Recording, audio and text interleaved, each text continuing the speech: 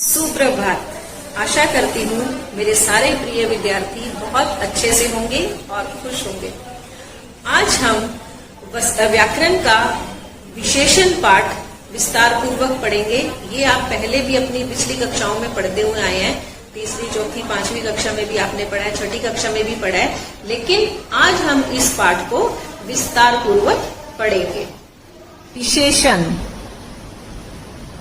विशेषण की परिभाषा एवं उसके प्रकार। संज्ञा या सर्वनाम की विशेषता बताने वाले शब्द विशेषण कहलाते हैं। जैसे संज्ञा शब्द जो होते हैं, किसी भी व्यक्ति का नाम, वस्तु का नाम या स्थान का नाम, और उनके स्थान पर जब हम इसने, उसने, उन्होंने इन शब्दों का प्रयोग करते हैं तो इन शब्दों की जो विशेषता बताते हैं वो शब्द विशेषण कहलाते हैं। जैसे यहाँ पर देखिए, हाथी साहसी जानवर है, तो हाथी की विशेषता यहाँ पर ये बताई जा रही है कि हाथी जो है वो साहसी जानवर है, तो साहसी यहाँ पर विशेषण है। राम एक ईमानदार लड़का है, तो यहाँ पर राम की विशेषता क्या है कि वो एक ईमानदार लड़का है, तो यहाँ पर ईमानदार शब्द जो है वो विशेषण है। अब यहाँ पर आप आम देख रहे हैं, आम कैसे हैं?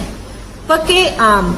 आप पके आम खा सकते हैं, तो यहाँ पर आम कैसे हैं? पके हुए हैं, तो पके शब्द जो है वो आमों की विशेषता बता रहा है, तो पके शब्द जो है वो विशेषण है।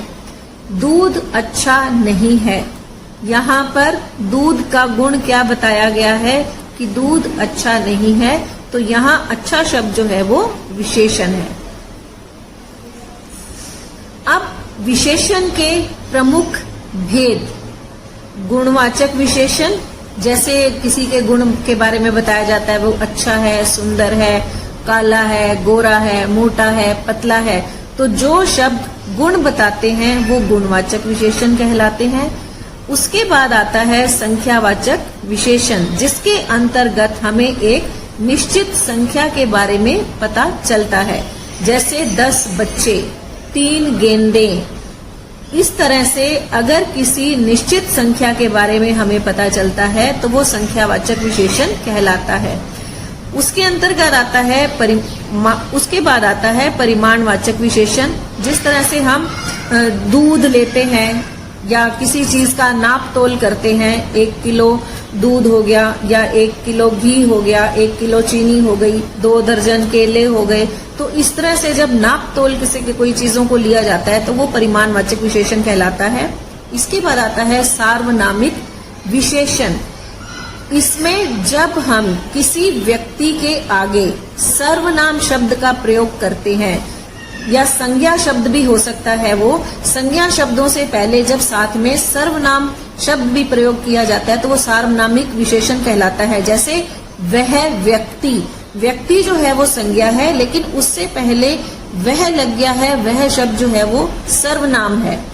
इसी तरह से जैसे उस घर, घर संज्ञा है, उस सर्वनाम है, तो संज्ञा से पहले जब सर्वनाम शब्द का प्रयोग करते हैं तो वो सार्वनामिक विशेषण कहलाता है। अब इसके अंतर्गत जो परिमाणवाचक और संख्यावाचक विशेषण हैं, ये निश्चित और अनिश्चित 2 प्रकार के होते हैं। निश्चित के अंतर्गत हमें एक निश्चित संख्या के बारे में पता रहता है कि ये इतना ही है। संख्यावाचक के अंतर्गत 2 है, 4 है, 5 है, कितना है वो हमें पता रहता है। और परिमाणवाचक के अंतर्गत भी 2 किलो है, 4 किलो है, 5 किलो है, वो हमें एक निश्चित परिमाण पता रहता है। लेकिन जब हम कहते हैं कुछ, थोड़ा, ज्यादा, मतलब हमें एक निश्चित संख्या का पता नहीं है या निश्चित परिमाण के बारे में पता नहीं है, तो वो निश्चय और अनिश्चयवाचक विशेषण के अंतर्गत आते हैं। अब सबसे पहले है गुणवाचक विशेषण। जिस शब्द से संज्ञा या सर्वनाम के गुण, रूप, रंग आदि का बोध होता है उसे गुणवाचक विशेषण कहते हैं। जैसे बगीचे में सुंदर फूल हैं, तो फूल जो है वो संज्ञा है और सुंदर क्या है, उसकी विशेषता बता रहा है। तो यहाँ सुंदर जो है वो गुणवाचक विशेषण है, जो फूलों के गुण को बता रहा है कि फूल कैसे हैं। उस लड़के का रंग काला है। अब लड़के के रंग के बारे में यहाँ पर बताया गया है कि उसका रंग काला है, मतलब उसके गुण बताया गया है कि लड़के का रंग कैसा है। तो यहाँ पर ये गुणवाचक विशेषण है, उसका रंग जो काला है। उसके बाद है परिमाण बोधक विशेषण। जिस विशेषण से किसी वस्तु की नाप तोल का बोध होता है उसे परिमाण बोधक विशेषण कहते हैं। जैसे मुझे 2 मीटर कपड़ा दो, उसने 2 किलो सेब खरीदा। यहाँ पर हमें एक निश्चित संख्या के बारे में भी पता है कि हमने कितना सामान लिया है। अब है संख्यावाचक विशेषण। जो विशेषण संज्ञा शब्दों की संख्या तथा क्रम आदि की विशेषताएं बताते हैं उन्हें संख्यावाचक विशेषण कहते हैं। जैसे कुछ बच्चे जो है यहाँ पर अनिश्चित है। 4 आम जो है वो निश्चित है। तीसरी अलमारी जो है वो भी एक निश्चित संख्या हमें पता है। जहां पर कुछ आ गया वो अनिश्चित हो गया, और जहां पर हमें संख्या का पता है कि ये 4 है, तीसरा है, दूसरा है, वो निश्चित संख्यावाचक विशेषण कहलाता है। अब है सार्वनामिक विशेषण। जब संज्ञा या सर्वनाम शब्दों का प्रयोग संज्ञा से पहले किया जाता है उसे सार्वनामिक विशेषण कहते हैं। जैसे वह लड़की जो है वो संज्ञा है, वह जो है वो सर्वनाम है।